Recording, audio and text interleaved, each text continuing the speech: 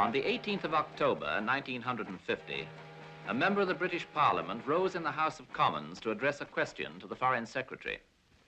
This book purports to be a true account of espionage. Written by a former German military attaché, it reveals the most astonishing details of a case said to have occurred within His Majesty's embassy in Turkey in 1944, and in which hundreds of top secrets, including plans for the invasion of Normandy, were stolen and transmitted to the Germans. Has an inquiry into these fantastic charges taken place? Measures have been taken to prevent any future recurrence of such an incredible lapse in security. However, it must be regretfully admitted that in substance, the story to which the honorable member refers is a true one.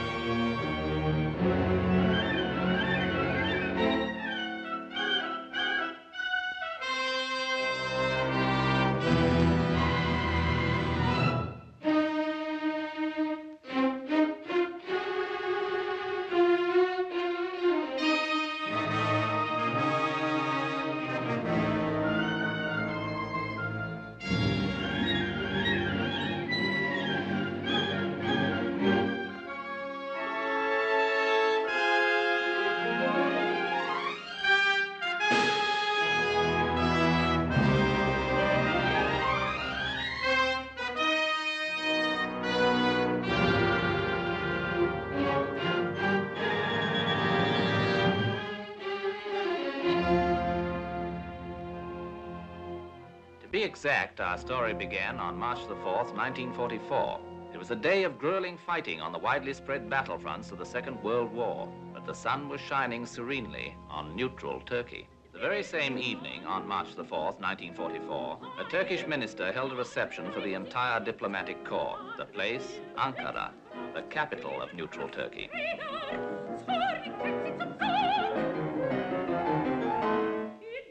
If Excellency will excuse me, I have suddenly acquired a rather severe headache. I've had mine for some time. Perhaps from standing too much? From listening too much. Wagner makes me ill. Herr von Papen, I hope your country appreciates you. You are the only unpredictable German I have ever met.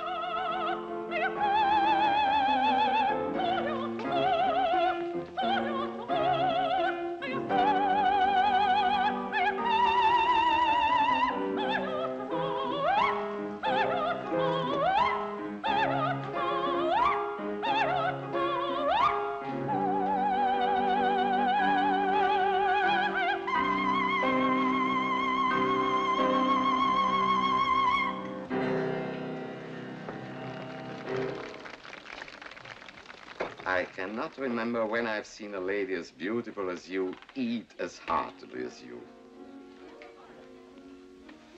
Just a little more of the salad, if you please.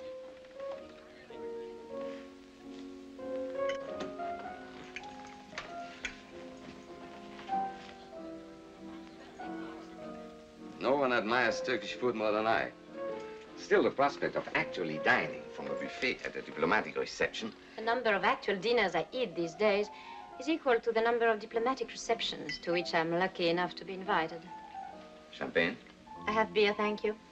I've often wondered, Countess, why did you leave Warsaw? Bombs were falling. I felt I was in the way. Then why did you come here? You and your late husband had lived so long in England, you had many friends there. I did not consider being bombed in London more attractive than being bombed in Warsaw.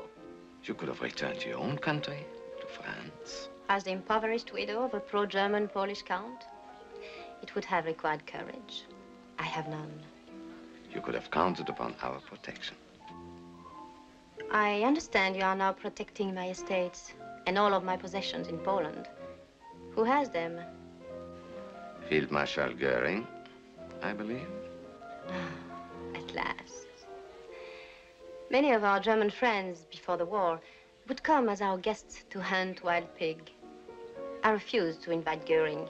I couldn't tolerate his killing a wild pig. It seemed too much like brother against brother. Bon appetit, madame. As always, I've enjoyed. Herr von Papen. Yes. Herr von Papen, I need money. These must be difficult times for you, I know. Please don't be diplomatic for just a moment. You can help me. Nothing would please me more, if I can. I want back what belongs to me. Unfortunately, there's a war. After the war, then? I can give you every assurance. But in the meantime, I can be of service to you, to Germany. If I can prove my worth, then afterwards it would be easier. How would you go about proving it? Loan me the means to leave again, here in Ankara. Advance it to me. I can more than make it worth your while. You of all men must know what a fount of knowledge a clever hostess can become. Countess Stavisca, are you suggesting that the German government set you up as a spy? I'm suggesting that I can earn my keep. It's a sordid, unrewarding business. Sordid, but not unrewarding. In terms of money, perhaps. What other terms are there? I'm sorry. I'm afraid it's quite impossible. What am I going to do, then? Call upon your friends. I have none that I want. And those who want to be, quite frankly, cannot afford it. I beg your pardon. Yes? Excellence, the British ambassador has just driven up. So soon? Perhaps we can talk long at the next reception, madame. And it's my turn to arrive for the last half of the evening. One thing about being a neutral, I can come early and stay late. And perhaps continue our conversation with the British ambassador?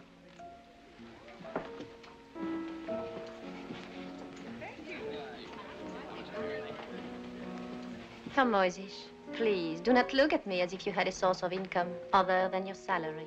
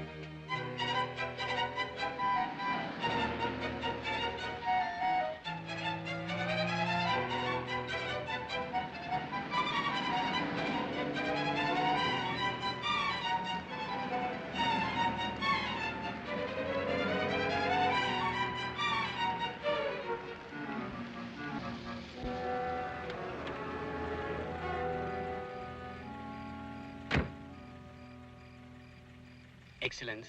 Yes? The Countess Stavisca. What about her? Based upon something she said to me, I have reason to believe she needs money. You too, Moise? I was sure that it wasn't I, Excellence, who approached her. However, it occurred to me... No. She has many friends, access to many sources. Definitely not. Good night, Moise. Good night, Your Excellence.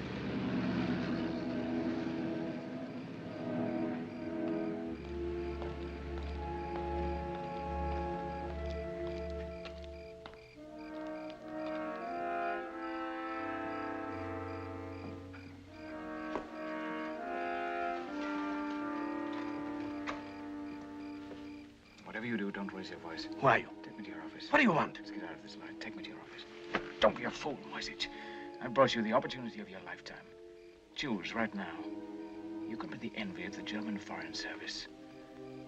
Or you can go through life as a diplomatic valet. After all, what if I were a thief? What could I steal from you?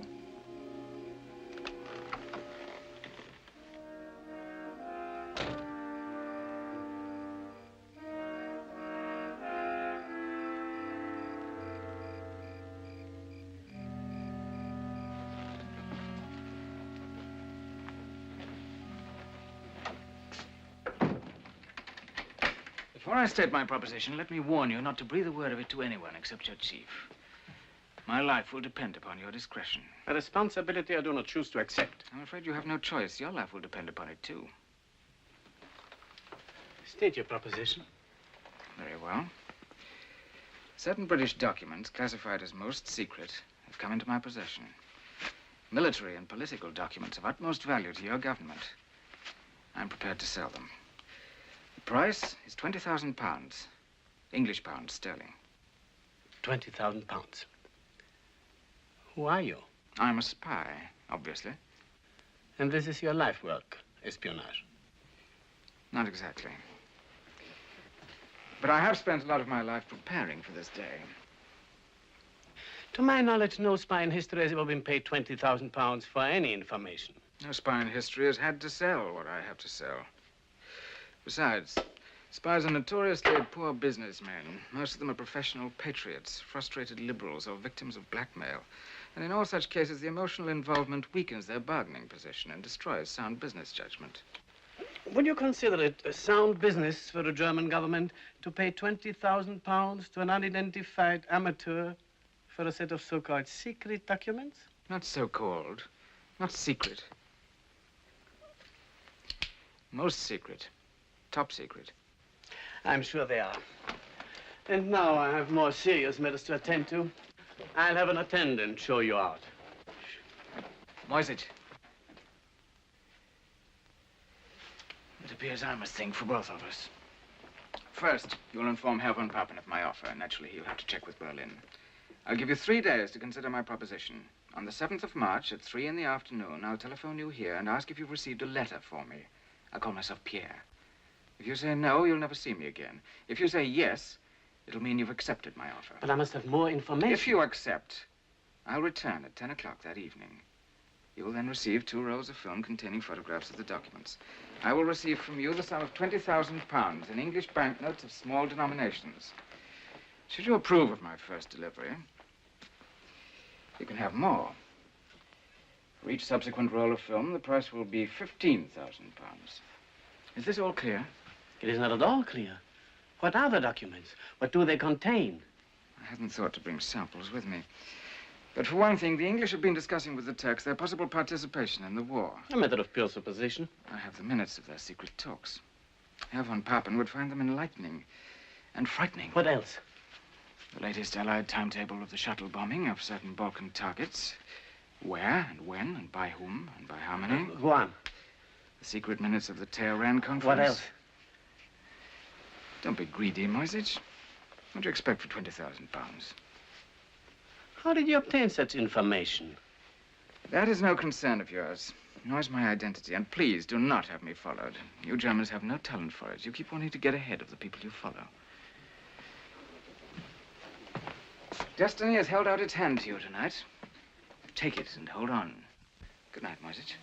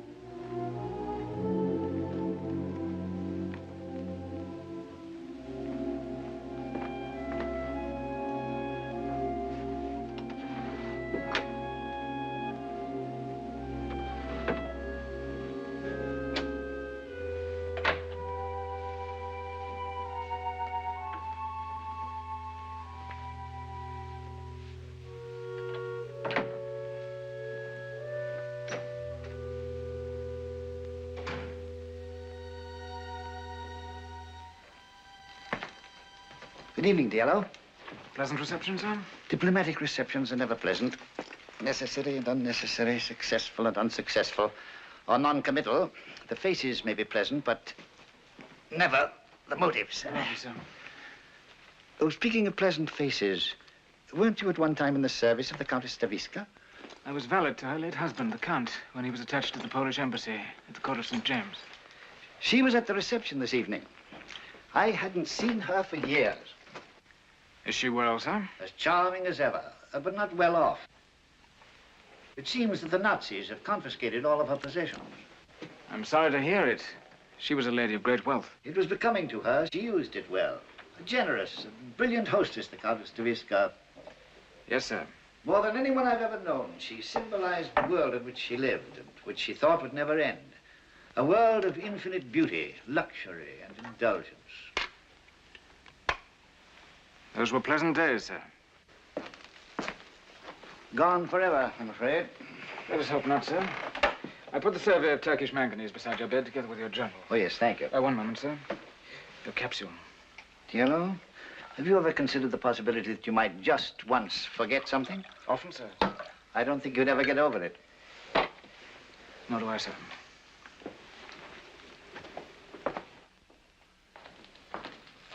Good night, Diallo. Good night, Your Excellency.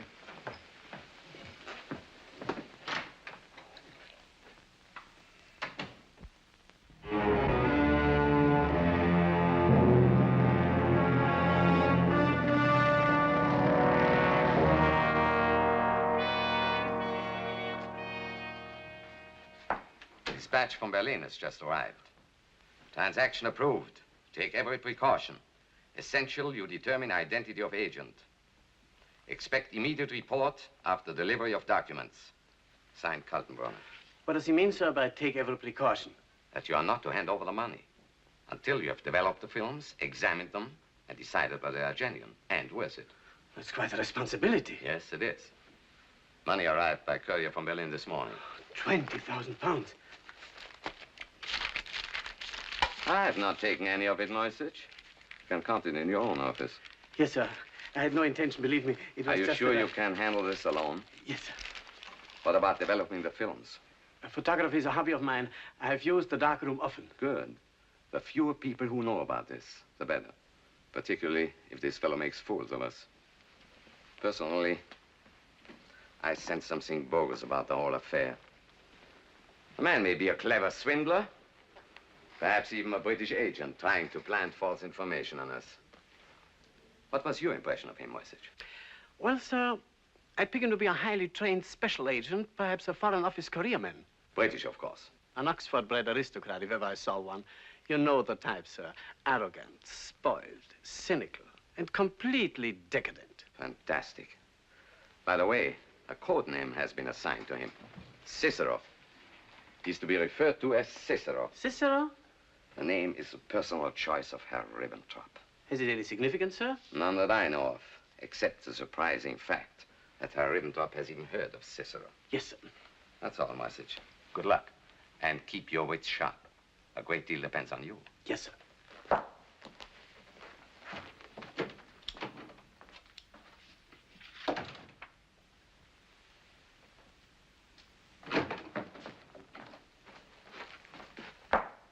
I forgot the money.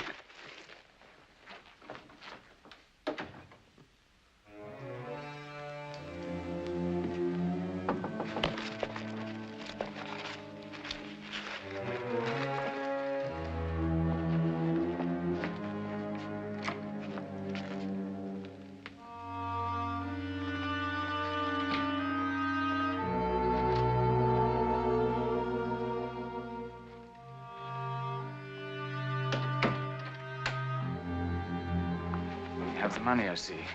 You have the film? Fetch me a drink while I count it, will you? Scotch whiskey. I'm sure that you must have some.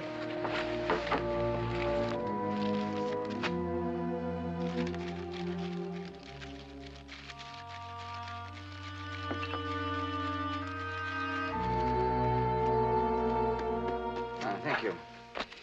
One of the pleasures of duty in a neutral country. You Germans can drink fine Scotch whiskey, and your enemies can fill up on fine German beer.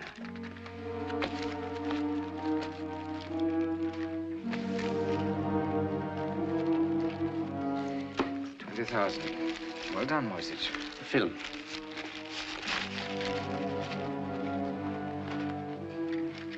Not yet. You must wait until I develop the film. It'll take only a few minutes. Those are my orders. If you insist, just this once.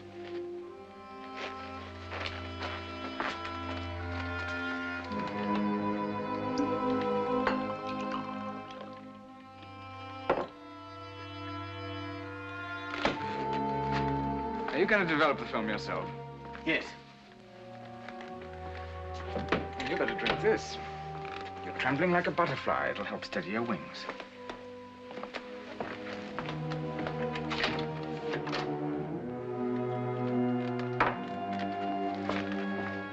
The door will be locked. I won't open it to anyone but you.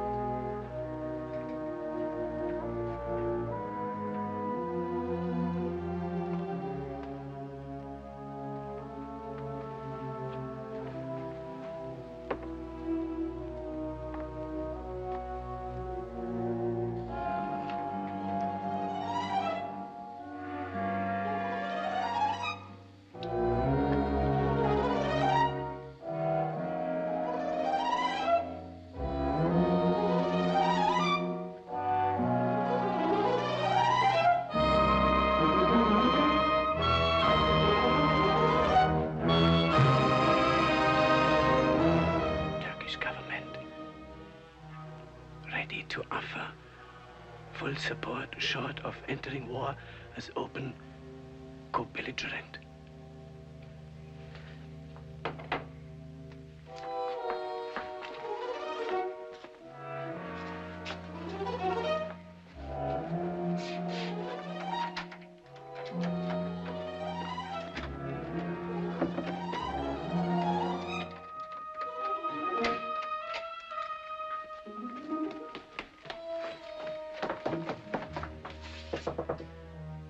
Open up, Moisich.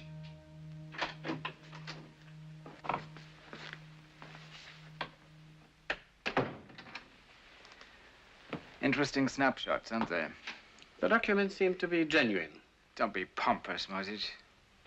My government has authorized me to make further arrangements with you. I assume you've informed them of the price, £15,000 for each additional roll of film. How did... I said to myself, if I were an ambitious attaché in the German embassy, what would be the combination of my safe? How dare you? 1:30:33, the day Hitler came to power. I imagine that'd open half the safes in Germany, and Hitler's birthday, the other half. What an unimaginative lot you are. Don't be upset, Moisich. There wasn't anything else worth taking. My government is prepared to pay £10,000 per roll, no more. We won't haggle, Moisich. I risked my life to get these documents, 15 of them at £1,000 each. The price is quite reasonable. You'll pay it. But on the one condition. My superiors insist on knowing who you are and how you obtain your information. Why? Because it's highly irregular having an agent in our employ upon whom we know nothing. I am not an agent in your employ. I understand that clearly. All the same, it's essential that we know. It's unessential that you know anything about me. However, I will tell you this much. I work at the British Embassy. Sooner or later, you'll find that out anyway. As to my name... You have been assigned a code name, Cicero. Cicero? A man of nobility, eloquence, and dissatisfaction. I like that name. When will you bring more film? A week from tonight at the same hour. And have the money ready. On Moisich. Change the combination if that's safe. May I suggest one? Try 6-18-15. That's the date of the Battle of Waterloo. Good night.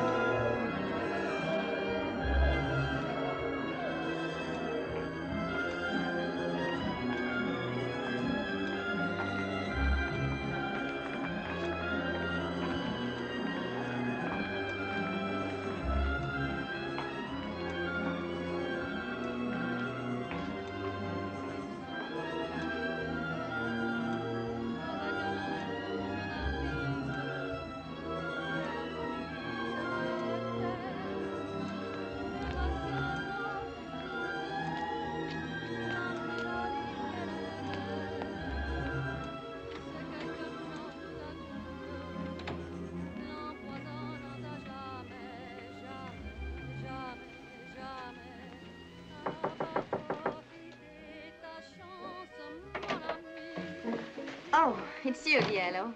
Do I disturb you, madam? Not at all. It's always a pleasure to see you. Come in. Take your coat off, sit down and gossip with me.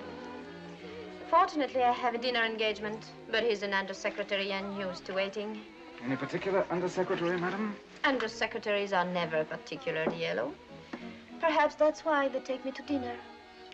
It is far more likely that in madam's presence, they feel like ambassadors.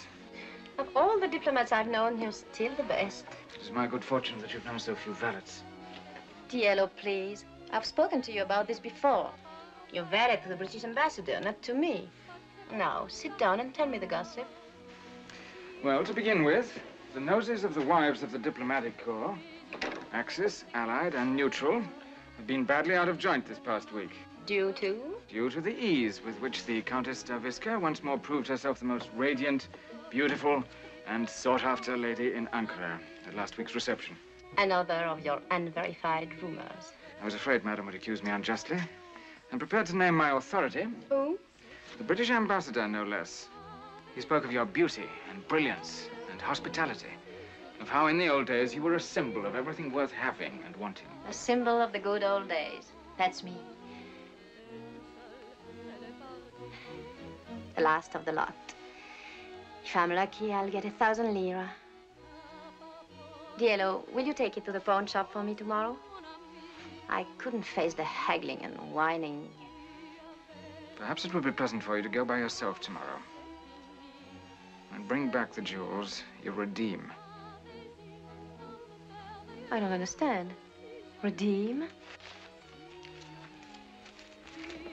It's yours. £5,000. It's from me. From you? Is it a joke? It can't be real. There's nothing as real as money. But, Diello, I don't know when I could pay this back to you. I don't want it back. But I can't permit you to. What must be the savings of a lifetime? They're not my savings. I'm not a saving man.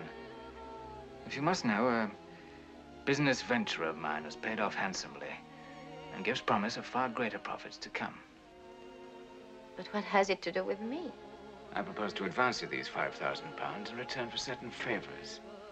At the moment, this particular enterprise must remain highly confidential. The ambassador, of course, knows nothing about it, nor does anyone except my business associates and you. The profits will be exceedingly large. I couldn't possibly keep such sums at the embassy, nor do I want to draw attention to myself by depositing the money in a bank. But you could keep it for me. Well, go on. You could leave this grubby room, rent an attractive house, live as you please, entertain as you please. And how would all that be a favor to you? From time to time, I shall want to transact my business in privacy. Naturally, I shall continue to live at the embassy, but you would set aside certain quarters for me. I see. If all goes well, I shall have some £200,000 within 12 weeks. That's the amount I've set as my goal. And then? And then South America. to a new life, a new name. That, of course, will require certain papers of identity, passport, visas, letters of credit. You could be of great help in obtaining such documents for me. How? I'll explain that when the time comes. Is there anything else? Nothing? It seems little enough to ask for 5,000 pounds. Are you going to tell me what your business is? Sometime, perhaps, not now. I see quite a trust you put in me. If I were to be indiscreet, it would ruin everything for you. And for you, too. You seem very sure of yourself. I'm sure of you. Oh? For 3 years, I was valet to the late Count Stavisky. It is said that no man is a hero to his valet. It is also true that no woman is a mystery to her husband's valet. You know me that well? Well enough. The source of your money has never concerned you any more than the source of your electric light. They became worrisome only when they were shut off. Quite true. But there's pride. I have pride. A great deal I depend upon your pride. You'd find it intolerable to have it known that your wealth was the gift of a servant. Madam, you'll keep your mouth shut tight. Get me a brandy.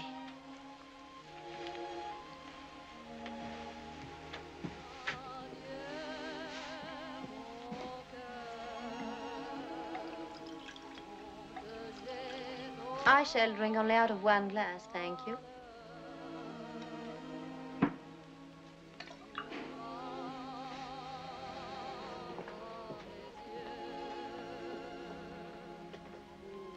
Dear Lou, do you know why I discharged you after my husband died?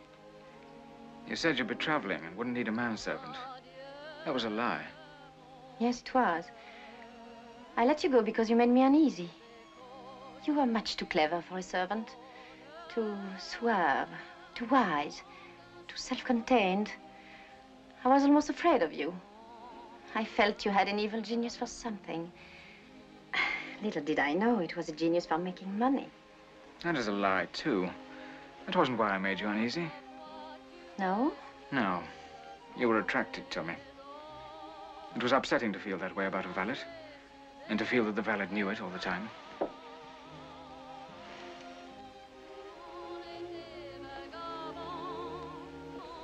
Anna, have I offended you? You'll soon be very rich. Everything worth having and wanting. He didn't say that about you, I did. That's how I've always thought about you. And now you want me to go with you to South America? Yes. To a new life? Yes. Away from the wars, the intrigues, the fears. The poverty. And it would be right for us now. Because now at last, we are equals. Yes.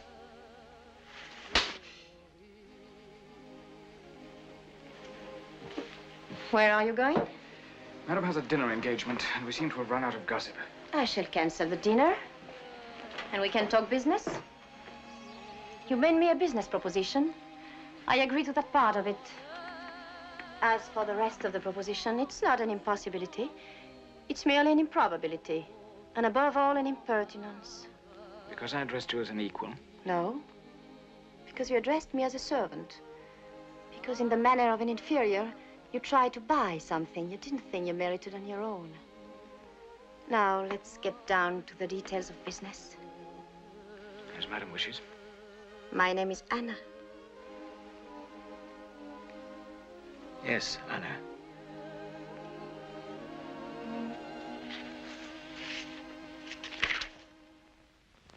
"24 hours after the Cicero documents had reached Gestapo headquarters in Germany, Mankiewicz was summoned to Berlin to report personally to General Kaltenbrunner.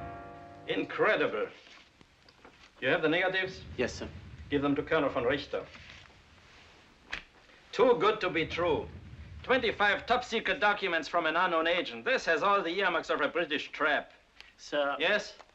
Ambassador von Papen requests me to report that in his opinion, the documents are genuine. I'm not interested in von Papen's opinion. I want facts, proof, conclusive proof. What's the real identity of this fellow Cicero? What are his motives, aside from the money? Does he have a confederate? You haven't answered any of these vital questions. Unhappily, sir, Cicero is most uncooperative. Teach him to cooperate. That's your job. What do you think of the information on the Tehran conference? Well, it looks authentic, but it's such high-level material that we have no means of verifying it. Exactly. And we can't act on what we can confirm. But there's one document here that can be confirmed, this. The operational plan for the shuttle bombing of Balkan targets. According to this, British heavies are going to bomb the Ploiești oil fields on April 5th. If the raid takes place on schedule, that would serve to confirm the authenticity of the other documents. Good point. Is it your intention, sir, to warn the Romanians? Of course not. What purpose would that serve? Have you made another rendezvous with Cicero? For next Thursday evening. Very well. You fly back to Ankara and keep that appointment. But try to get some facts on the man. Tell him we can't keep paying out such sums of money unless we know how he gets his information. I do my best, sir. Try to do better than that.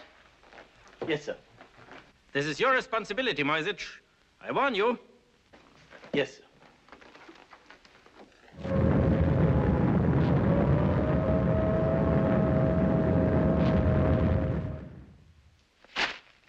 Half-witted, paranoid gangsters, refusing to warn the Romanians. Thousands of dead, millions of gallons of precious oil and gasoline gone. Because Kaltenbrunner and von Richter can no longer admit that anything in the world is genuine. But surely the air raid will convince them. Even if it does. Now, they can't admit it. But if Ribbentrop found out Kaltenbrunner made a mistake, and if Goebbels found out about Ribbentrop, and if Himmler found out about Goebbels, Moisich, it's time you understood. We represent a government of juvenile delinquents. Yes, sir. Well, if Berlin doesn't know how to utilize Cicero, I most certainly do. Have you received an answer from the Turkish Foreign Office? Yes, Excellence. His Excellency will be unable to see you this evening. He's attending a reception. What reception? At the Countess Stavisca's, I believe. At the Countess Stavisca's? I shall be there myself, Excellence. What's all this about? Excellence was invited, but you declined. So I did. I didn't realize. So the Countess has found a benefactor after all. I wonder who. Oh, no, sir, not on my income. This could only happen in Ankara, and only to the Countess Stavisca. Last month's penniless. This month's, the Turkish Foreign Office supplies her guest of honor. Call the Countess. Say I find myself free this evening after all, and would be delighted to attend.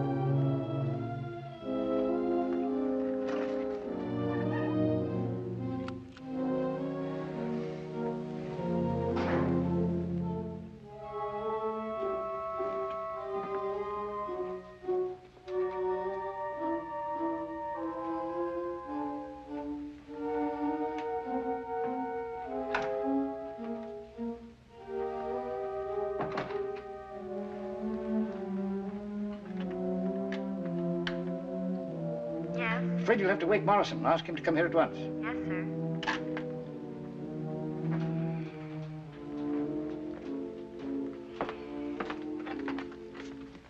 Will you change back into your jacket, sir? Thank you, dear Law.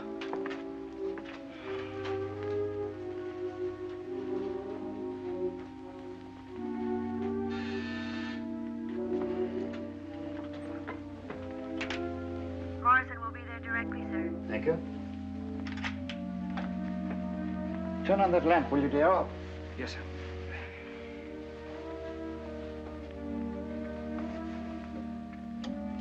Oh, this bulb must be burnt out, sir. I'll have it replaced.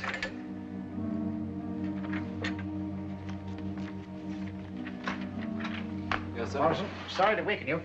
Get this dispatch off to Whitehall at once. Have this coded and classified as most secret. Upon representation from Turkish Foreign Office, there is strong reason to believe... Yellow, will you shut the door, please? There is strong reason to believe that Van Papen is in possession of top secret information, which would indicate leak in security here. Upon receipt of this highly classified message, the Foreign Office in London took immediate action. Let me read you what we received from Ankara early this morning. Upon representation from Turkish Foreign Office, there is strong reason to believe that Van Papen is in possession of top secret information which would indicate leak in security here or Nazi access to secret documents or possibility have broken British diplomatic cipher. Colin Travers, a special agent of British counterintelligence, left London by plane next morning, bound for Istanbul. Colonel von Richter of the Gestapo counter-espionage service left Berlin by plane the same day. Travers and Colonel von Richter arrived at Istanbul the same evening and boarded the Anatolian Express. They reached Ankara next morning. Von Richter carried a Swiss passport, identifying him as Herr Rudolf Hodler, a tobacco buyer from Bern, Switzerland.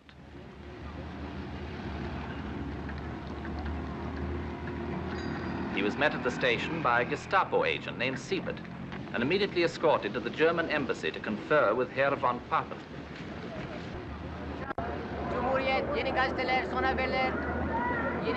Travers was greeted outside the station by Keith McFadden, a British agent attached to the embassy at Ankara.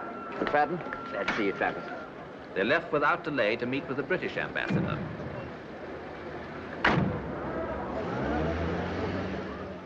To begin with, sir, I think we must assume that the source of information to the Nazis is someone here at the embassy. After that has been all ruled our out... personnel and permanent employees have had previous security clearance from London. I've never known a self-respecting spy without a security clearance. Where do you store classified information, sir? Right there in my safe and in the first secretary's. What about the code room? Under guard day and night. Don't you think it most likely, sir, that this lamentable lapse in security was due to some unintentional slip of the lip at some party or reception? My lips are not in the habit of slipping, Mr. Travers. Nor do I imply that they are, sir. But our material does pass through other hands. It might pass through other lips. Now, McFadden was telling me about an unattached lady, a certain Countess Taviska.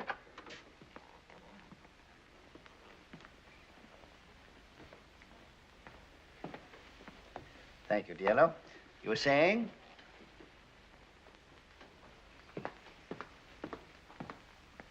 A certain Countess Taviska. It seems she's quite recently and suddenly begun to entertain informal, gay little gatherings. I assume some of our embassy personnel have attended from time to time. The Countess has a wide circle of friends, which I'm happy to say has included me for some time. That circle, no doubt, would also include Herr von Papen and his associates. Mr. Travers, the Countess is doing her very best, I assure you, to live neutrally in a neutral country. Under the circumstances... According to Mac here, her circumstances have taken a startling change for the better. Does anyone know the source of her sudden good fortune? I cannot see that it concerns anyone but the Countess Taviska. And I certainly cannot see what the source of her income has to do with our problem. No, I'm probably just a gossip at heart. Maybe that's why I like my work. Counter-espionage is the highest form of gossip. It is obvious that Cicero is paying the bills for the Countess. Why else would he choose her villa for his next rendezvous with Moisich? What a strange and sudden and perfect relationship. Too strange, too sudden, and too perfect. The unknown Cicero and the well-known Countess. Well known for her anti-German sentiments. Yet only recently. She pleaded with me personally for an opportunity to work in our interest. The suggestion of British intelligence, no doubt. Colonel von Richter, just what will convince you that Cicero is what he says he is? A spy, selling us genuine documents of great value for a great sum of money. I've come here to convince myself, Herr von Papen, one way or the other. A talk with Cicero might help. Moisich, when do you meet him next? At the villa, next Thursday evening. Then you will arrange for Mr. Hodler, the Swiss businessman, to be present. My incognito. I think it's preferable that Mankiewicz remain our only contact with Cicero. I'm afraid you do not understand why I'm here, Excellence. I've come to Ankara to relieve you of all responsibility in our relations with Cicero. I cannot be relieved of that responsibility, except by the order from Mr. Ribbentrop. General Kaltenbrunner expressed the hope that you would not force him to bypass Herr Ribbentrop and bring the matter directly to the Führer. What further instructions has the Gestapo for me? In the future, all documents from Cicero will be sent directly to Berlin. Those which General Kaltenbrunner feels are pertinent to your diplomatic mission will then be transmitted to you.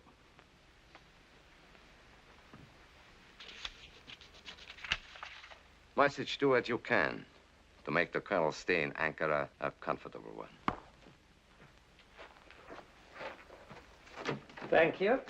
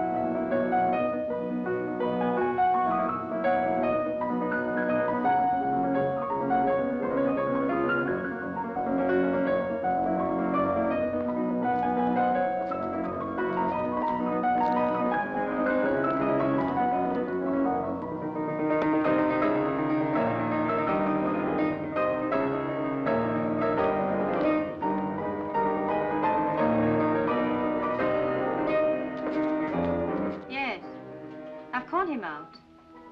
Yes, of course. Oh, Monsieur Hodler, there's a gentleman here who wishes to see you privately. You had a business appointment, I believe. I believe so. I'll take you to him. I'm indebted to Herr Moisich for suggesting that I ask you to our little musical evening. Oh, the honor is mine, madame. I hope you haven't found it too subdued. On the contrary, it's been exactly as I would have wished it. Have you known Herr Moisich long? We have been business associates for some time. Are you, too, a diplomat, Monsieur Hodler? I suppose you could call me a middleman. There are so many Swiss middlemen. Seems to be a national occupation. What could be more natural? After all, we Swiss have been in the middle for hundreds of years.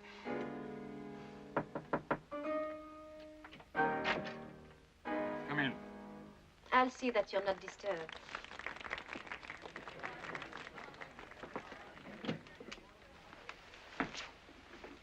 Colonel von Richter, sit down, please. Moisich tells me you're to be the new intermediary. That's correct. Sent from Berlin by General Kaltenbrunner, I should imagine, to see to it that von Papen keeps his hands off the information I supply. Havanas, the finest money can buy. I approve of the change. Moisich is conscientious, but not very bright, and too well known in Ankara. It'll be safer for me to deal with you. Your security is a matter of grave concern to us. I'm happy to hear it. I share your concern. For this reason, I must ask you about the Countess. Have you told her who I am? Of course not. Does she know the nature of your business? No. Then, just what is her relation? My dear Colonel, I did not invite you here to discuss my private affairs. We have some business to transact. Did you bring the money? As always, you will be paid after we have developed the film. During the past 6 weeks, I've sold Moisich 50 photographs, all of genuine secret documents. That's proof enough of my good faith. Henceforth, you will pay on delivery. The money? Possibly you're no longer interested in the strategic plans of the Allies for the entire Mediterranean area. You mean a second front? I do not know the number of the front. I do know that in these documents, Mr. Churchill keeps referring to the soft underbelly of Europe. Of course, I could take the film to von Papen and ask that he himself query the German High Command as to their interest. Very well. Why, you had it with you all the time. Who are you, anyway? If I told you I was, let us say, the valet to the British ambassador, would you believe me? Certainly not. You see? Then at least satisfy my personal curiosity on one point.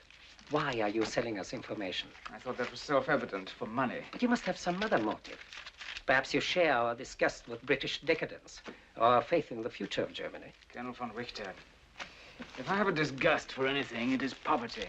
And if I have faith in the future of anything, it is in the future of money. But I cannot understand why, on the one hand, you sell us information which will help us to win the war, and on the other hand, you insist upon being paid in money with a very dubious future, British pounds. What makes you think I think Germany will win the war? Apart from all other considerations, apparently you attach little importance to these documents. In the first place, I cannot sell you the ability to make proper use of the information I get for you. In the second place, by informing a man about to be hanged of the exact size, location, and strength of the rope, you do not remove either the hangman or the certainty of his being hanged. And now I'm sure you'll want to rejoin your friends. 1 week from tonight, at the same hour, I shall have more film for you. Good night. Good night.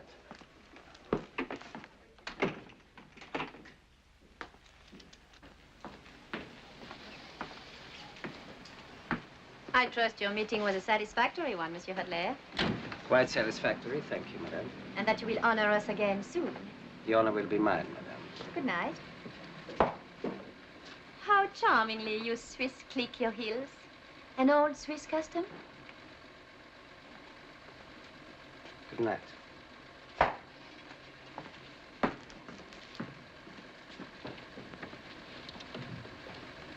You may retire. Just turn out the lights. Thank you, madame.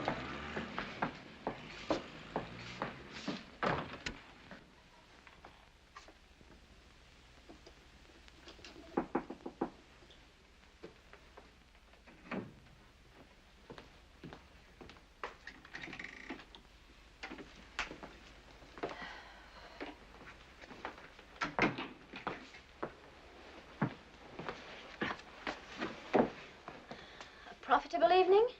Profitable enough to bring the total £75,000. Another 6 or 7 weeks should do it. Tielo, why don't you stop now? Why go on playing with fire? What makes you think I am? Oh, don't treat me like an idiot child. Your friend Hodler, he isn't Swiss. Oh? I know a Prussian when I see one. Does it matter to you? Your safety matters to me. So many people are concerned about my safety. I never felt more secure. Well, I don't. And my security depends upon yours. Forgive me. I keep thinking of myself as a man. I keep forgetting I'm a valet who pays dividends. Must you leave so soon? I mustn't stay away from the embassy any longer than necessary. I can't see why a man as rich as you should go on pressing the trousers of the British ambassador. That's where I get my money. I steal the loose change from his pockets. Oh, before you go, Diallo, get me a drink. Will you?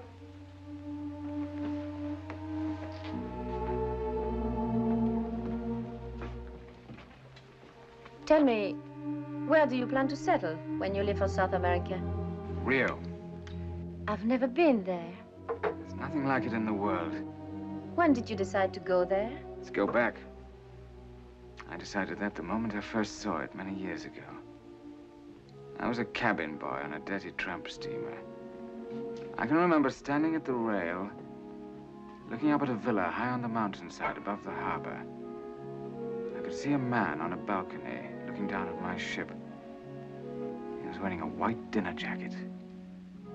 He seemed close enough to touch, and yet he was beyond the reach of anyone. I swore then that someday I'd be that man.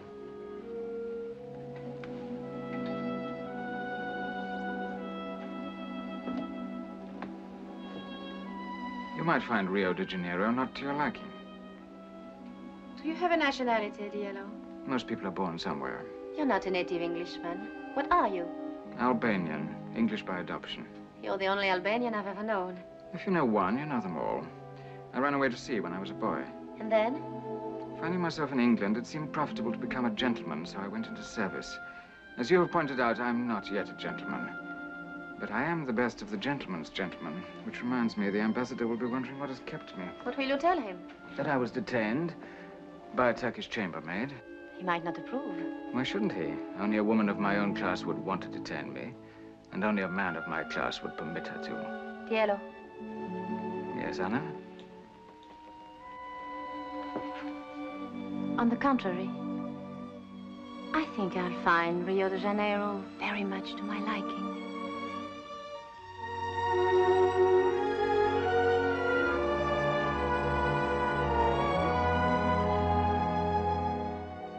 Anna. Yes, dear. Get me a drink.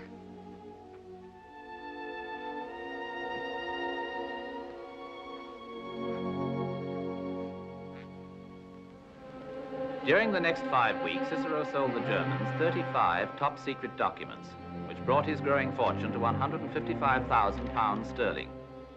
The Germans were informed of every secret word the British ambassador set to paper, every secret conference, every secret pact. And yet, despite the unerring accuracy of the information gathered from the Cicero documents, German intelligence refused to act upon it, out of fear that Cicero might be a British plant. As for the British, they had failed to uncover any breach in their security. Travers grew increasingly certain that his first assumption must have been correct, that there was no spy to lay hands on. And so in your 3 years as her husband's valet, I'm sure you learned more about them both than we could in a lifetime of investigation. Infinitely more, sir. I respect your reluctance to discuss the private affairs of a past employer. It's also reassuring to me, personally. But, Diallo, we are at war. I understand, sir. Tell me, did you ever have occasion to hear the Countess express sympathy for the Nazis, privately or openly? To my knowledge, sir, the Countess never spoke of countries, political parties, or groups. The world to her was made up of individual people she either liked or disliked. Would you consider her to have been pro-German? The Countess was capable of being pro-anything, if it made for a congenial dinner party. Then would you consider it possible, under certain circumstances, for her to have become a German agent? Only for money, sir. Of which she has suddenly acquired a plentiful supply? I know nothing about spies, of course, and the way they function, but I can remember that the Countess had a remarkable talent for receiving confidences from important people. The Count always relied upon her for a great deal of information that was otherwise unavailable to him. Thank you, Diallo. That's all. Thank you, sir. I'll be dining at the American Embassy. You may take the evening off. Thank you,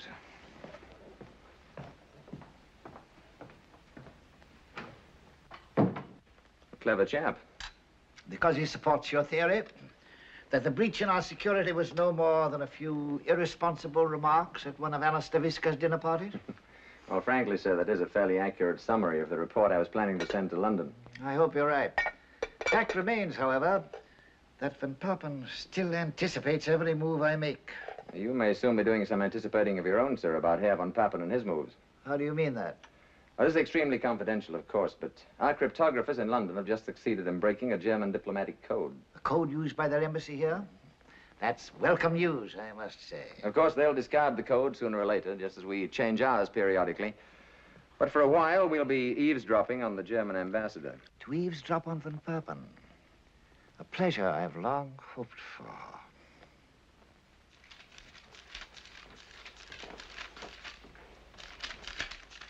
Nervous, Colonel? This house is far too dangerous a meeting place for us. I wouldn't be surprised if the British were watching it. I haven't yet, but they will soon. They suspect the Countess is a German agent. Are you serious? And all the while you suspected she was a British agent. Amusing, isn't it? Not at all, and under the circumstances we shouldn't have met here. From now on, we won't. Do you know the Aslan Hane Mosque in the old quarter? Isaac will find it. We'll meet in the entrance of it a week from tonight at the same hour. Be sure to take your shoes off. The Muslims will resent it if you don't. Childish. To them, no more childish than you're resenting someone's hat being on in church.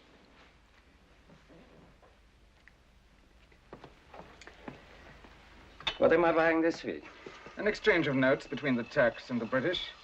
The Turks have decided to remain ostensibly neutral for the time being. Such information is hardly worth £20,000. Is good news of no value to you Germans? Or are you willing to pay only for storm warnings of approaching disasters you can do nothing about? There's one disaster we can do something about, and about which it is most important for us to have full information as quickly as possible. Sounds exciting. A certain code word has appeared in several of the documents you've sold us. The word is Overlord. Do you know what it means? Not the foggiest notion. We are convinced that Overlord is the code name for their so-called Second Front, the invasion plan for Western Europe. What we must know is the place and date, the where and the when. The where and when of the Allies' invasion of Europe. It'd be nice to know. I can understand your curiosity. I'll pay you double for it, £40,000. Generous of you. But is information of that nature likely to turn up at the British Embassy in Ankara? Don't you read the documents you sent us? Not all of them, and never thoroughly. I'm not particularly interested in what they say. I usually just photograph everything in sight that's stamped secret, most secret, and top secret. For your information, last week you photographed a dispatch from London to the British ambassador. It stated that the ambassador would receive a copy of the revised strategic plan for Overlord within 10 days. Did you say £40,000? For the where and the when. We'll meet at the Aslan Hane Mosque 1 week from tonight. Do you mind going out through the garden, Colonel? Not at all.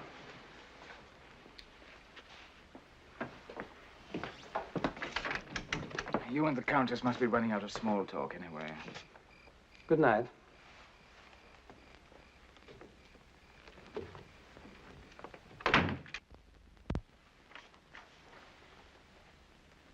This was deciphered from the German code we've broken? Yes, sir.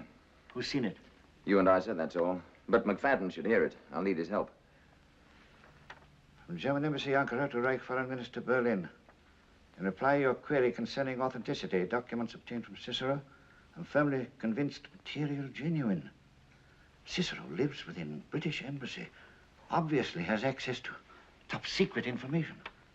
Kaltenbrunner's failure to evaluate documents and Van Richter's refusal to make them available to me, tragic blunder. Strongly urge you bring this matter to personal attention of the Führer.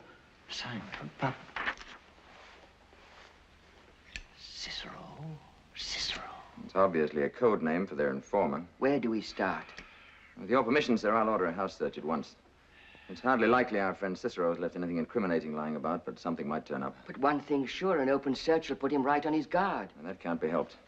If we can't catch this spy, we've got to frighten him. Perhaps frighten him enough to make him stop for a while. At any rate, we'll gain time. Gentlemen, for the present, I'm forced to leave this matter in your hands. As you know, I'm expected in Cairo tomorrow evening. Until my return, you may, of course, take all the security measures you consider necessary. For one thing, I suggest the combinations of the safes be changed and safety devices installed. Of course. What about assistance? Do you have enough men? Yeah, we have 4 other agents in Ankara on other assignments. I can reassign them to this. Whatever you think.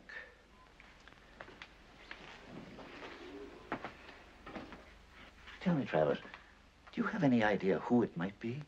A dozen members of the staff have access to classified material. Code clerks, attachés, undersecretaries, first counselor, and so on. McFadden, you, and I. In short, Cicero could be any one of us. Yes, sir. Any one of us.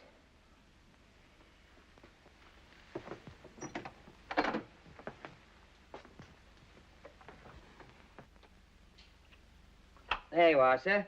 Be a few days before I get the combination changed, but the alarm's on and ready to go. Well, just so that I don't set it off by myself, you'd better explain again how it works. There's nothing to work, sir. If you were to turn that dial a 1/16 of an inch in either direction, the alarm would go off. To cut off the alarm.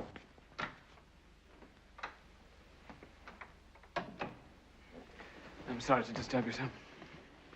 Shall I pack your uniforms? I won't be needing them, thank you, Diallo. Very well, sir. I'll close your bags. And by the way, don't be upset if Mr. McFadden should ransack my quarters while I'm gone. There'll be no need of that, I'm sure, sir.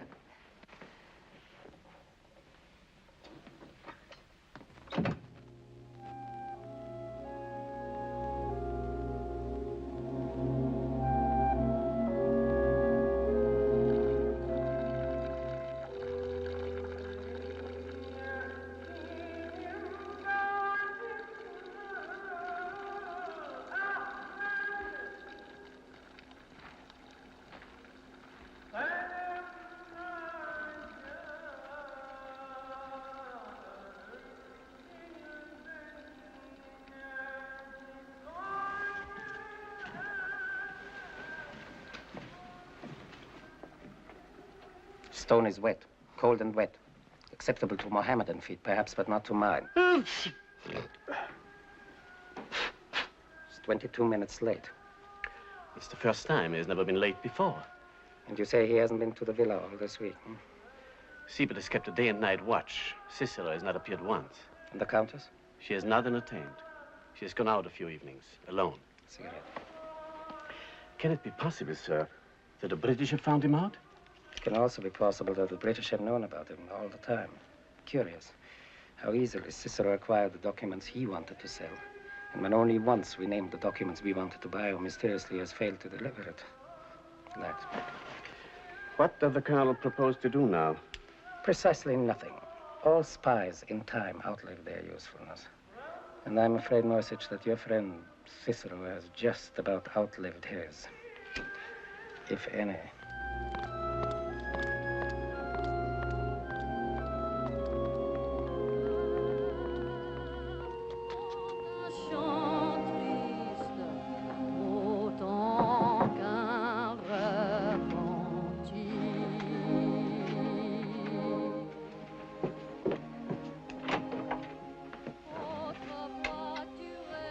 Voilà.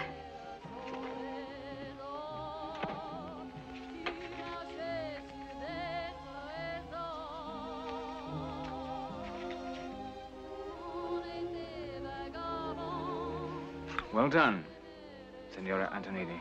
It was nothing, senor. One of my many pleasant wifely duties. How much did they cost? £5,000. Another 1,000 for a set of papers to go with them. Birth and marriage certificates, that sort of thing. And another 1,000 to help him forget all about us. Money well spent. What about the tickets? 2 first-class compartments in separate cars on the Istanbul Express, leaving tomorrow evening. And the ship? An Argentine passenger freighter sailing from Istanbul direct to Rio. When? Day after tomorrow at sundown. Now remember, you have to take no notice of me whatsoever on the train. When we reach Istanbul, we'll go aboard the ship at once. How did it go to the bank? Size of the deposit created quite a stir. The manager of the bank seemed extremely curious. But I managed to satisfy his curiosity on all points when he took me to lunch. And? He will personally expedite the transfer of funds. The papers will be ready tomorrow morning. How much did that cost? Another 1,000. And all of my powers of persuasion. This side of respectability. A little over generous, perhaps. Now, let's see. 5, 7, 9,000 for expenses. That leaves roughly 130,000 pounds in dollars, about 600,000 in Brazilian cruceros, about 11.5 million. Plus the 40,000 pounds you're getting tomorrow. I've pulled out of that particular transaction. The market's getting shaky. I've decided to retire. You have before you an Argentine gentleman of leisure about to take up residence in Brazil. I'm glad. We have more than enough anyway. We? We have more than enough. My dear Signora Antonini, where I come from, a man's money is his own. And if his wife is a good wife, he gives her some from time to time. Por supuesto, Roberto. Lo que tú digas. Will you miss being a countess? Not for a moment. Not for one moment.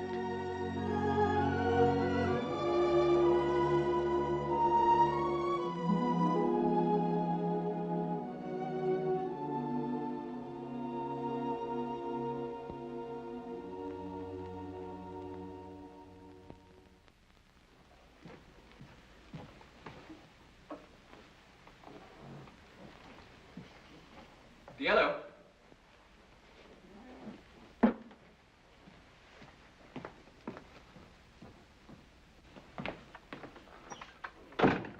Here's the official correspondence.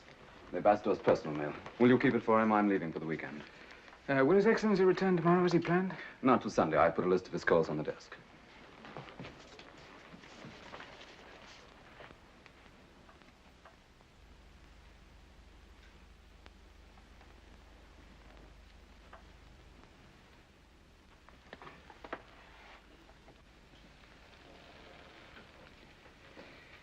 What a pity, sir, that so few ladies use perfumed letter paper these days. A great pity. Perhaps you better lock up that mail too, Diallo. As you wish, sir. Oh, Diallo, weren't you away from the embassy between 9 and 10 last night? Yes, sir. Would you mind accounting for your movements? Not at all, sir. I walked for a while on the boulevard, stopped for a drink at the Yüksel Palace, then back to the embassy. Oh, one other question about the Countess again. Do you remember any particularly close friends she may have had in Switzerland? Did she go there often? Very often, sir. The Countess was extremely fond of Switzerland. She went every spring. Oh, then that explains it. The Countess left by plane for Switzerland this morning. I hope she can enjoy it in the style to which she is accustomed. That shouldn't be any problem. She took 130,000 pounds with her. You ready, Mac?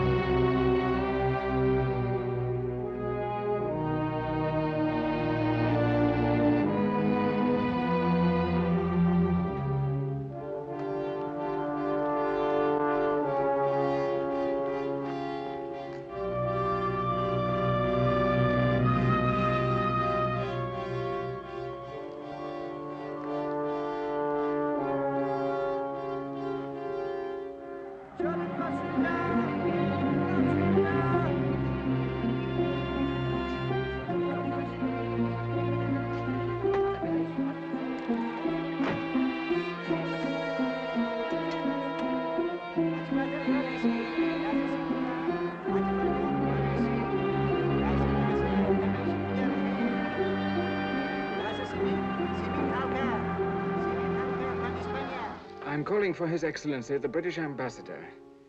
I have a message for the Countess Stavisca. Madame left for Switzerland this morning, sir. I don't know, sir. Madame said it was for an indefinite stay. Yes, sir. Thank you, sir. Yes. Yes. No, I can give you no information, Your Excellency, beyond the fact that the Countess Stavisca has withdrawn all of her funds. Yes. You are very welcome.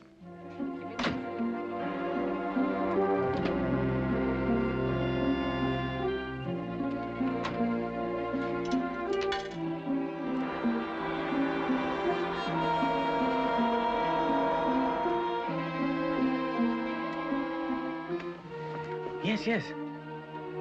I can reach Colonel von Richter immediately. Tell the Colonel I can get the merchandise he wanted. However, I cannot deliver it here in Ankara. No, it's quite impossible. I'm being watched too closely.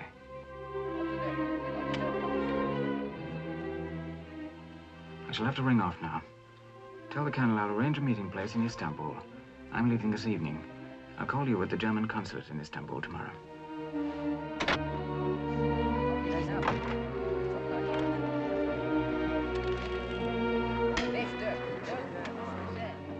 He didn't speak to anyone in the bar. He made a couple of phone calls and then came back here. I think you're on the wrong track, sniffing after Yellow. After all, he didn't bat an eye when you told him about the Countess. There's something about him. There's something about him. Why, for one thing, should he go out to a cafe to make a few phone calls?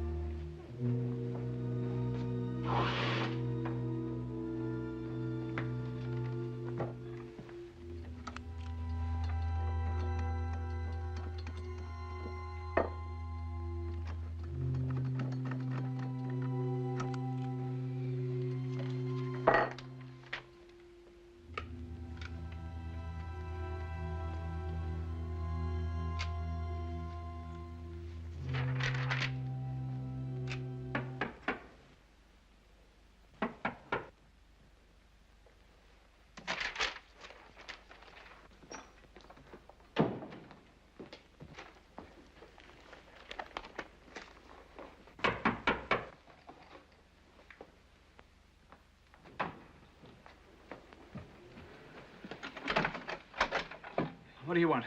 It's all right, I clean office now. No, not now. His Excellency won't be back until tomorrow. But it's necessary. I wash windows while it's still daylight. Not now, I said. Come back later.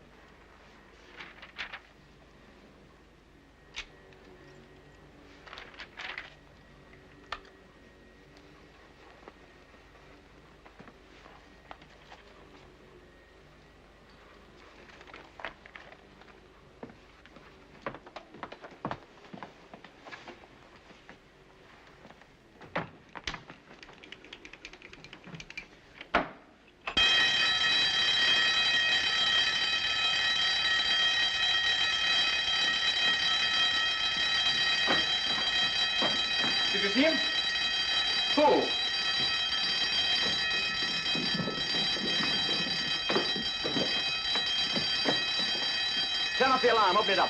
Yellow! Where's Yellow? He just ran out. Seemed to be chasing someone.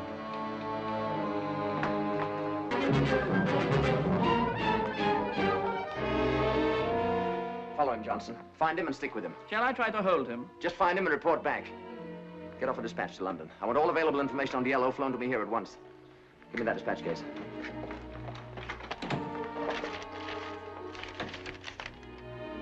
Nothing seems to be missing here. How many letters have you there? 4. We locked up 5. That letter. Perfumed letter gone, but nothing out of the dispatch case. It's odd. McFadden.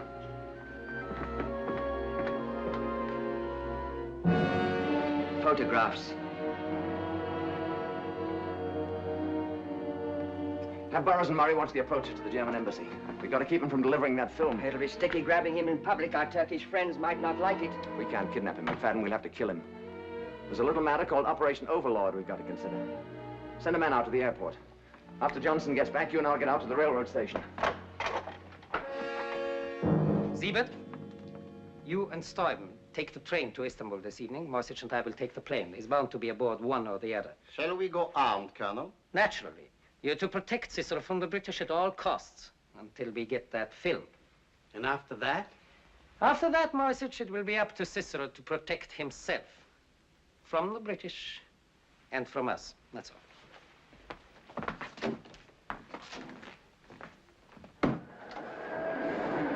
İstanbul gazeteleri, Cumhuriyet akşam vakit, ulus son haberler, Hürriyet akşam, Cumhuriyet, akşam, Cumhuriyet, yeni gazeteler, son haberler, yeni geldi diğerinden İstanbul'dan, Cumhuriyet akşam vakit, ulus Hürriyet. Dikkat, dikkat. Ankara, Haydarpaşa Ekspresi. Peron 1'e vaktinde varıyor. Dikkat, dikkat. Ankara, Haydarpaşa Ekspresi. Peron 1'e vaktinde varıyor.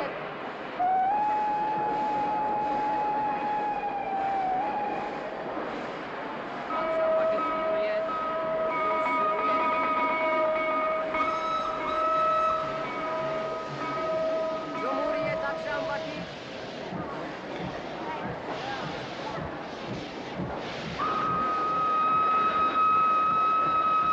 Son haberler, ulus, Hürriyet, İstanbul yeni gazeteleri, son havadisler. Akşam, Cumhuriyet, vakit. İstanbul yeni gazeteleri, Cumhuriyet akşam, vakit. Ulus, son haberler.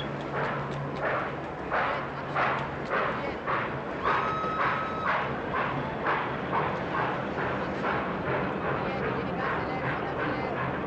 Yeni gelin diyarından İstanbul'dan. Cumhuriyet, akşam vakit. Ulus, Hürriyet. This is the car. I couldn't see which compartment exactly. Try them all. Compartiment is bezet, meneer. Excuse me. C'est occupé. Pardon me. I will not fail you, sir. This compartment is occupied, gentlemen. May I see your reservation? We didn't have time to get one. If possible, we'd like to purchase a compartment in this car. I'm sorry. There are none available. We'd be happy to make it worth your while. There are none available, gentlemen.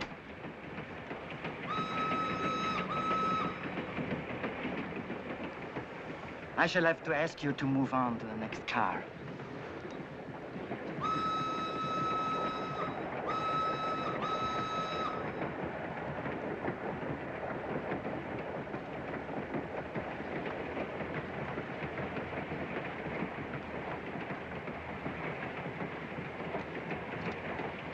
Might as well put that away and fill your pipe instead. There's nothing to do between here and Istanbul but see to it that none of them get off. Suppose the Nazis have already got the films. No. They wouldn't be playing watchdog for him if they did. They're going to take good care of him until he hands it over. And that'll be somewhere in Istanbul.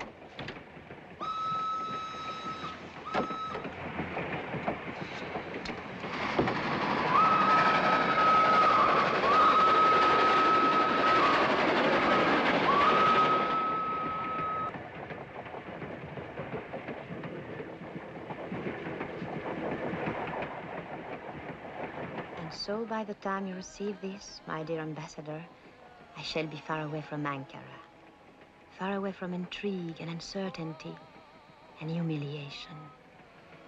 I shall be settled, I hope, in a new life of peace and security and self-respect. You have spoken so often to me, my dear friend, of Diello, the perfect valet who served my late husband and who serves you now. Surely I can offer no greater proof of my affection for you and my devotion to the Allied cause than to inform you now that your trusted Diello is a German spy. I know that both you and your government...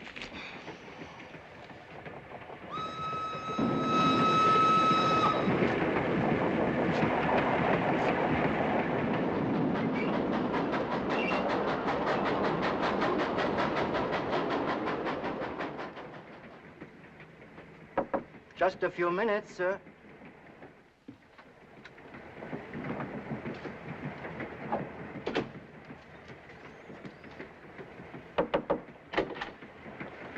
Good morning, gentlemen. Did you sleep well? I slept extremely well. Guards to the left of me, guards to the right of me. You are my bodyguards, aren't you? Or are you my assassins? We are to see that no harm comes to you from the British. Honored. It puts me right in a class with Norway and Denmark and Holland and any number of things you're protecting from the British. And besides, if anyone were to lay a hand on me, I could expose and ruin this film in a matter of seconds. You are in no danger at all. We will stay at your side and see you safely to the German consulate. Don't be whimsical. I've come to give you a message from Moisage. Tell him he's to meet me at Hakim's restaurant near the Watchtower at 6 o'clock sharp this evening. We would prefer if you come to the German consulate at the same hour, if you like. No, thank you, although I'm tempted. So many more people go into German consulates than come out. I've often wondered what possible attraction could keep them there so long. We must have some guarantee that you have the film. I thought you were the silent partner. Here's all the guarantee you'll need. Don't unwrap it.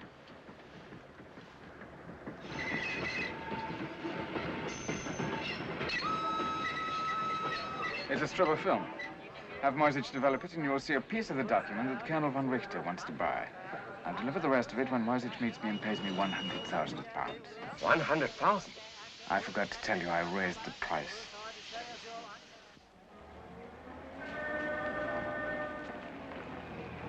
Ready, Moisage? Yes, sir. Remember to be extremely friendly. Give him the money first. As soon as you have the other portion of the film, come straight back here. Yes, sir.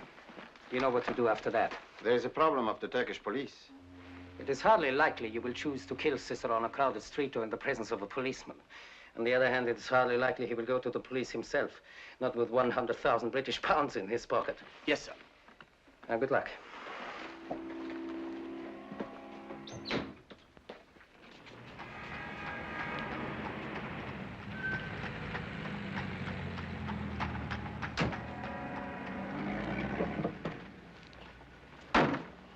No luck?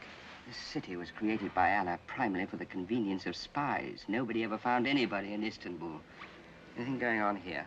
Von Richter and Moisich went in. Likewise, our two playmates. Nobody's come out. Yet.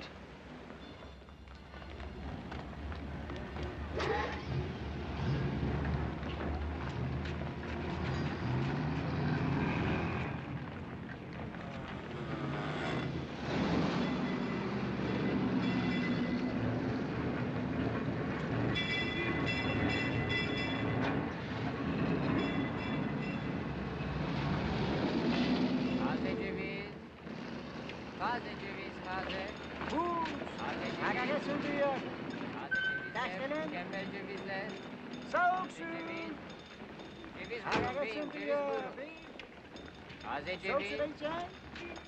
Buyurun beyim, taze ceviz. Taze ceviz. Soğuk.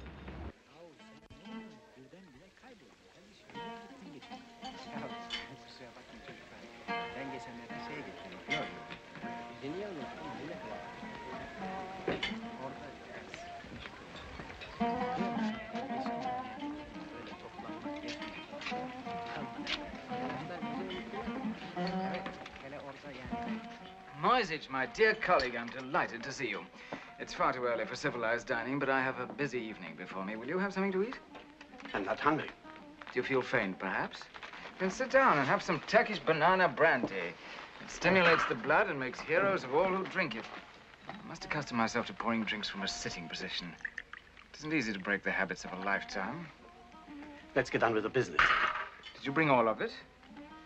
100,000? If I were a gentleman, I would assume that the money is all here.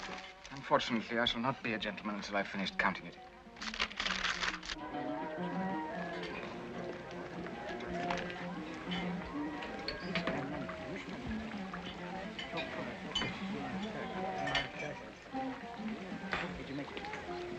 Do you speak English? Elyesa. I'm looking for a friend. He may be in a private room. Do you have private rooms? He's occupied. Then he must be in there. I'll just... I'm sorry. He not wish to be disturbed. But he's expecting me. I'm sorry. You will sit here, please.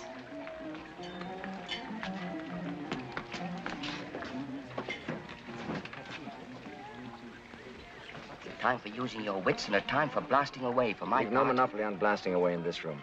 Those two dim-witted supermen would drop us before we got clear of this table. But he may be handing over the films this minute. As of this minute, we don't want the films. They're worthless. Plans can be changed, you know. We want Cicero, and we want him alive, so he can tell us just how much the Nazis have found out. Come to think of it, for exactly the same reasons, the Nazis must want him very much dead.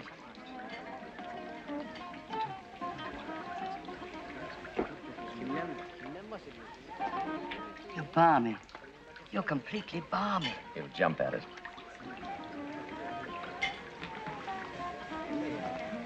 My friend may not know we're waiting. Would you give this to him, please?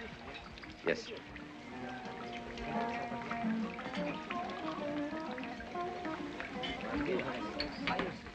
Abdi Bey, how can I ever thank you enough for your hospitality, courtesy, and kitchen? It is always a joy to see you, Diallo. It takes me back to old times. Siz ever not var, İngilizlerden. Thank you. No answer required. Who was that note from? What was in it? Would you like to purchase a photograph of it?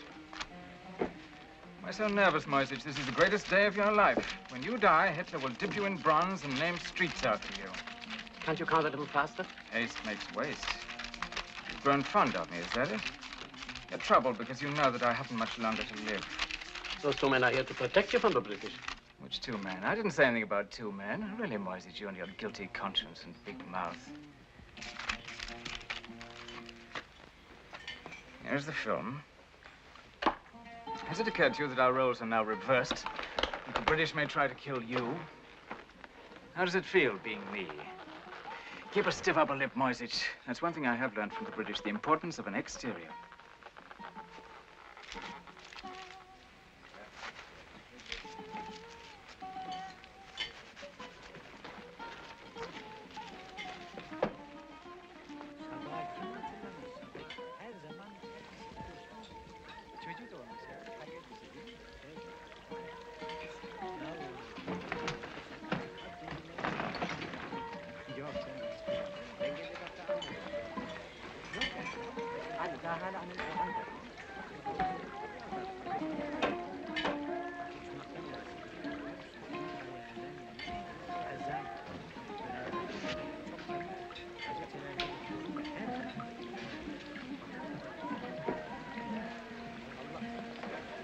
Travers, I'm touched by your solicitude. I'm happy to accept your offer of protection. Imagine me, of all men, with a British sword and a British shield. Personally, I'd rather slit your throat. Impractical. In that case, I'd be unable to tell you the things you want to know. You've no idea how confused the Nazis will be to see you protecting me. They still half suspect I've been a British plant all along. We'll see you safely to a taxi and then to the British consulate. That'll be almost back where I started from. No, thank you. We'll walk away together and then say goodbye. Listen, Diallo. We'll protect you from the Gestapo, but we intend to take you alive. I've no intention of being taken alive. We'll get the Turkish police to arrest you. It's against the law here to carry a weapon, McFadden. Did you know that? However, first things first. Shall we begin by startling the Nazis with your concern for my safety?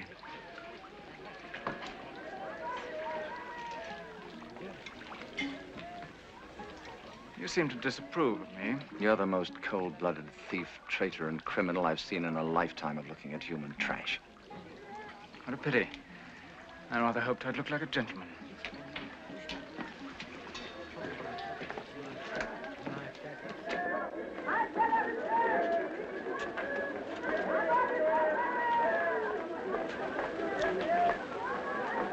Cicero and the British? Put that away. Too many people.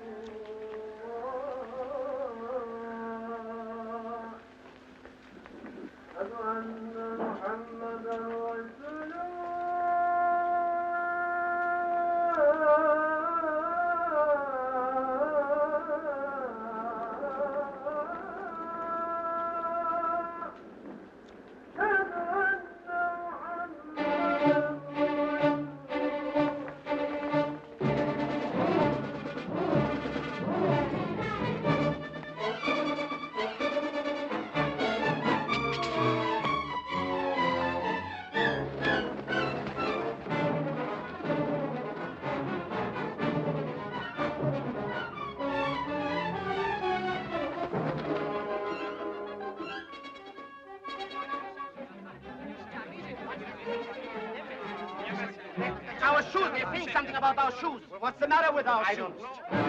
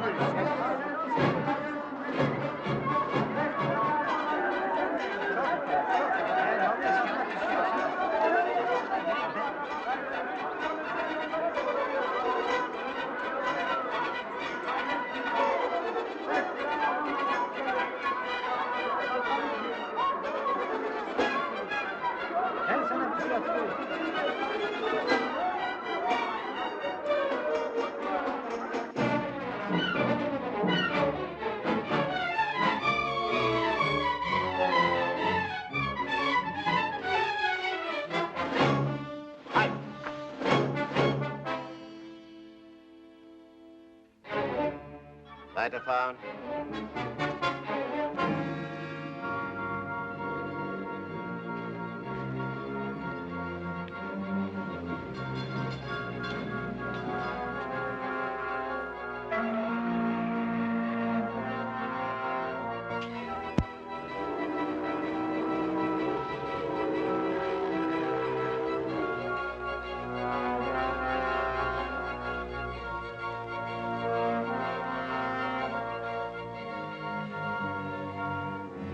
You must believe me, Colonel. The British held us off. They were protecting him. Nonsense. But they let him get away, sir.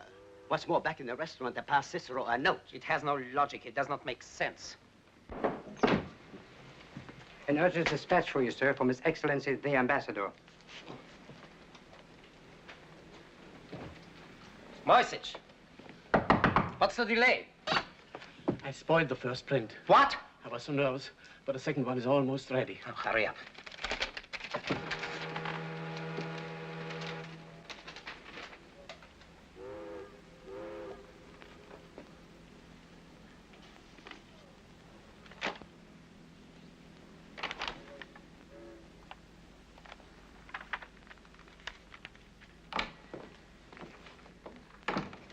Here it is, sir. They fit together perfectly. D-Day for Operation Overlord is tentatively set for early June, along the coast of Normandy and Cherbourg Peninsula. Carl, did you hear it? Yes, I heard. Now you hear this. An urgent dispatch from von Papen. I've just received personal letter from Countess Anna Stavisca, naming Cicero as British agent. I'm unable to corroborate the accusation because Countess has left country. But in view of her past efforts to ingratiate herself with us, I'm compelled to believe her charge is true. I don't believe it. I've always believed it from the first. I told you so. I know the British and their childish tricks. I don't believe it. The earlier documents, they were genuine. Events proved them genuine. Of course, they had to be, so that we would swallow that big lie, that one. I nearly paid with my life for this. I knew it. I knew it all along.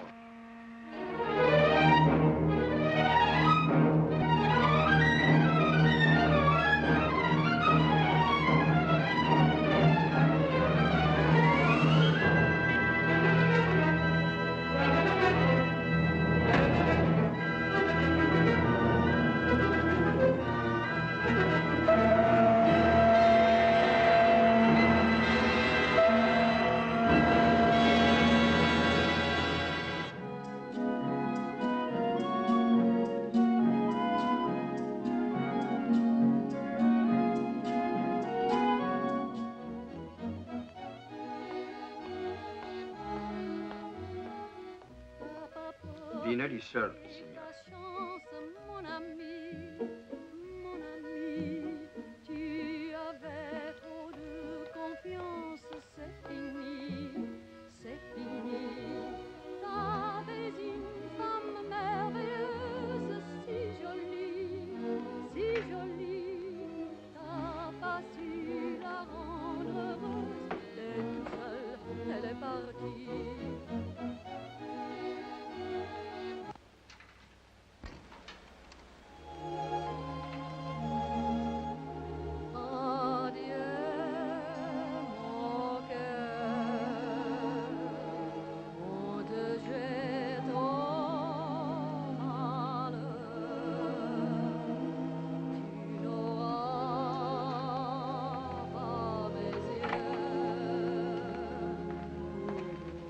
Two gentlemen have come to see you, senor.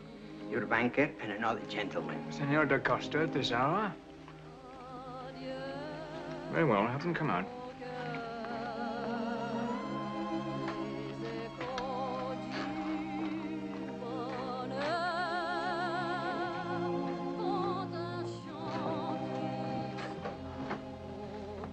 Senor da Costa, an unexpected pleasure. Senor Antonini, please forgive this intrusion. May I present my friend, Senor Santos? I'm honored, Senor Santos. I've looked forward to meeting you, Senor. Please sit down, gentlemen. Will you join me for dinner? Thank you, Senor. We have dined. Some wine, perhaps. Senor Antonini is already known in Rio for his exquisite taste in wine. Are you associated with the bank, too, Senor Santos? No, Senor. With the Brazilian Department of Investigation. Ah. Then I assume you investigate Argentine citizens who settle in your beautiful city. Among other things, yes. Have you discovered some irregularity in my papers? No, Senor. Your papers are all perfectly in order. There is an irregularity, however, Senor. It is a matter of your account at the bank. Am I overdrawn? As of yesterday, I had approximately 7 million cruzeros to my account. I was referring to the bank draft with which you purchased this villa. As I recall that transaction, I paid the full sum in cash, 25,000 pounds sterling. That is correct. What seems to be the difficulty?